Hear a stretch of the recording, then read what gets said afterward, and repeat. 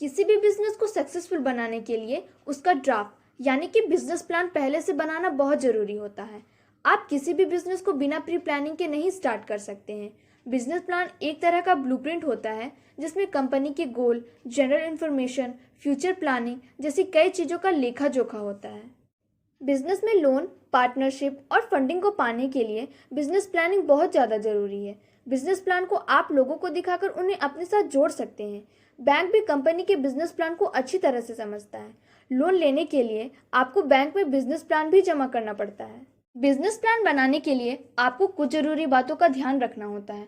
Business plan को बनाने के लिए वेल रिसर्च और मार्केट प्लानिंग करनी होती है कि बिजनेस का अल्टीमेट मोटो क्या है, बिजनेस करने के लिए टारगेट ऑडियंस कौन सी है, बिजनेस का इन्वेस्टमेंट लेवल क्या है, बिजनेस का कंपटीशन स्टेट क्या है, बिजनेस रेवेन्यू के सोर्स और बेसिक्स क्या है। स्टेप 1, बिजनेस गोल का मतलब बिजनेस के उद्देश्य या टारगेट से होता है जो आपकी बिजनेस की पर्पस को बताता है। एक अच्छे बिजनेस प्लान में बिजनेस डिस्क्रिप्शन पर काफ़ी खास ध्यान दिया जाता है क्योंकि इसी के बेसिस पर कंपनी के काम करने के तौर तरीके के बारे में पता लगाया जाता है।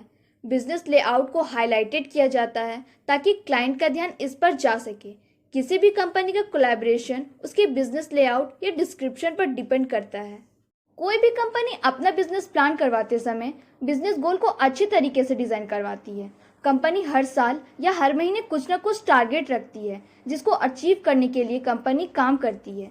बिजनेस गोल ही कंपनी को कंपनी के अंदर और इसके काम करने के तरीके में चेंज लाने के लिए इंस्पायर करती है।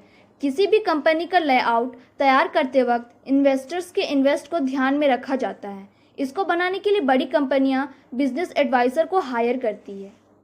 Step 2, supply and demand. एक कॉम्पिटिटिव मार्केट में सप्लाई एंड डिमांड की बहुत इंपॉर्टेंस होती है।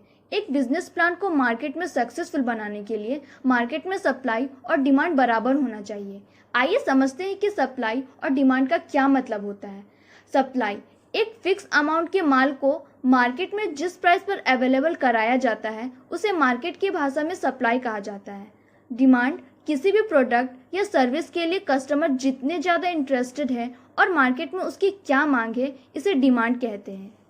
इसका सीधा मतलब ये होता है कि अगर मार्केट में सप्लाई बढ़ेगी तो डिमांड घटेगी और अगर सप्लाई घटेगी तो डिमांड बढ़ेगी। फॉर एग्जाम्पल, आलू के सीज़न में आलू का दाम घट जाता है क्योंकि उस समय सप्लाई बहुत ज़्यादा हो जाती है। वहीं जब आलू कोल्ड स्टोर में चला जाता है तो मार्केट में आलू की सप्लाई में कमी हो जाती है, इसलिए आलू का दाम बढ़ जाता है। Step 3, competitive analysis.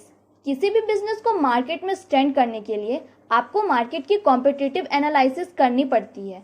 जब आप मार्केट के कंपटीशन को अच्छी तरह से समझ लेंगे तो आप अपने बिजनेस प्लान में ज़रूर चेंज कर सकते हैं। हम सब ने मार्केट के अंदर कंपटीशन की बात को सुना होगा। आज के मार्केट में किसी भी प्रोडक्ट को सस्ते से सस्ते बेचकर ज़्यादा कस्टमर बुलाने की कोशिश की जाती है। किसी भी बिजनेस को प्लान करते वक्त आपको उस बिजनेस की मार्केट कंपटीशन को स्टडी करना होता है।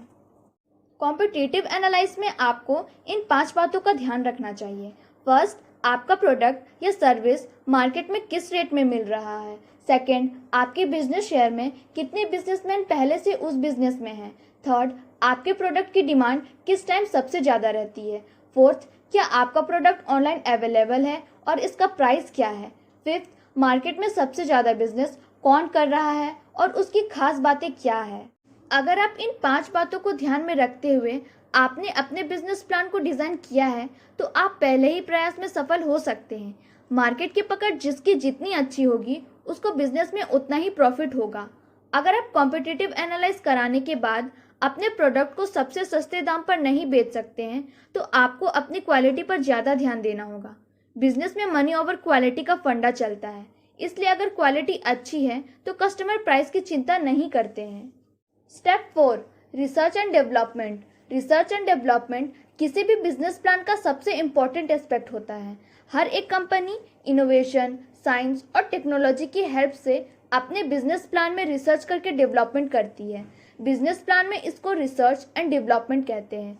रिसर्च एंड डेवलपमेंट इसलिए किया जाता है ताकि मार्केट में नए प्रोडक्ट को क्रिएट या लॉन्च किया जा सके। मार्केट की अच्छी तरीके से हुई रिसर्च बिजनेस में आपको नई ऊंचाइयों पर ले जा सकती है। इस रिसर्च में ये देखा जाता है कि कस्टमर किन चीज़ों से ज़्यादा अट्रैक्ट हो रहा है और किन चीज़ों से कस्टमर दूर जा रहा है। रिसर्च एंड डेवलपमेंट मार्केट के पॉजिटिव और नेगेटिव दोनों एस्पेक्ट पर अच्छी तरीके से किया जाता है। Step 5, operation and management. Research and development competitive analyse करने के बाद जब आपका बिजनेस प्लान तैयार हो जाता है तो आपको ग्राउंड पर एग्जीक्यूट करने का सबसे बड़ा चैलेंज होता है। ऑपरेशन एंड मैनेजमेंट का सीधा सीधा मतलब होता है कि बनाई गई प्लानिंग को ग्राउंड में उतारकर प्रॉफिट कमाना। अगर आपके द्वारा बनाई गई स्ट्रैटेजी मार्केट में ऑपरेशनल हो गई तो आप अपने बिजनेस गोल को पा सकते हैं। किसी भी बिजनेस प्लानिंग को सही तरीके से काम करने के लिए आपको टीम की ज़रूरत पड़ती है। इस टीम में आपको कुछ लोगों की ज़रूरत होगी जो मैनेजमेंट का काम देखेंगे। ज़्यादातर बिजनेस को अकेले अपने दम पर सक्सेसफुल बनाना मुश्किल हो जाता है, इसलिए आपको टीम स्पिरिट में काम करना चाहिए।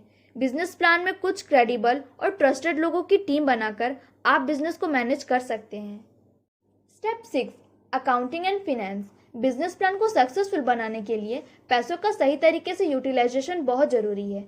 हर एक कंपनी पैसे के दम पर ही चलती है, लेकिन बिजनेस की सही तरीके से अकाउंटिंग आपको कम फिनेंस में भी प्रॉफिट दे सकती है। अगर आपकी अकाउंटिंग एंड फिनेंस की स्ट्रैटेजी अच्छी नहीं है तो आप लीगल लॉ को भी वायलेट कर सकते हैं। फॉर एग्जाम्पल, सही समय पर टैक्स का ना भरना, इसमें छोटी कंपनी भी कई बार फंस जाती है। इसलिए इस काम के लिए कंपनी अच्छे अकाउंटेंट और फिनेंशियल एक्सपर्ट को हायर करती है।